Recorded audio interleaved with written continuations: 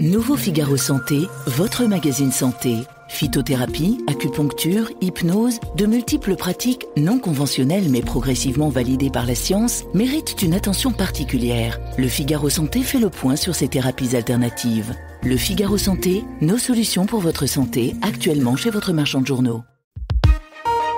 L'éditorial du Figaro. La France a un problème avec le travail, par Jacques-Olivier Martin.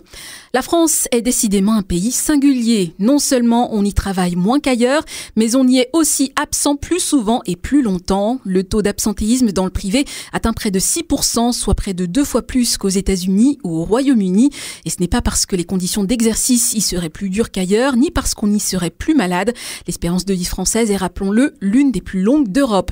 Alors pourquoi un tel écart ? La France a un problème avec le travail, et ce n'est pas nouveau. Les 35 heures ont ancré l'idée que l'activité professionnelle est un mal nécessaire à minimiser.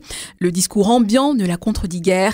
Il est souvent question de souffrance au bureau, de manque de sens et pas vraiment d'épanouissement ni de passion.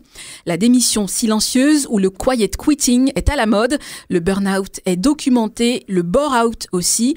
À peine 7% des salariés se disent pleinement engagés dans leur emploi, selon une étude menée il y a 2 ans par Gallup, contre un tiers aux États-Unis.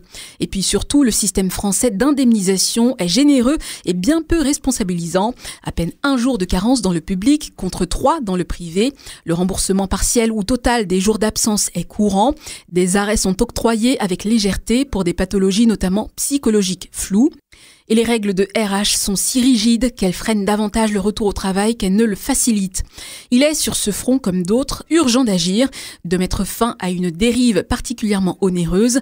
L'absentéisme coûte globalement entre 60 et 80 milliards d'euros par an. C'est l'équivalent du budget de l'éducation nationale.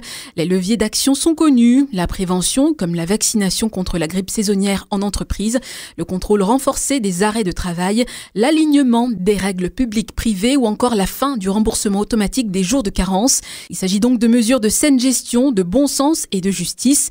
Protéger ceux qui en ont besoin, dissuader ceux qui abusent. Qui pourrait vouloir décemment s'y opposer ? Nouveau Figaro Santé, votre magazine santé. Phytothérapie, acupuncture, hypnose, de multiples pratiques non conventionnelles mais progressivement validées par la science méritent une attention particulière. Le Figaro Santé fait le point sur ces thérapies alternatives. Le Figaro Santé, nos solutions pour votre santé, actuellement chez votre marchand de journaux.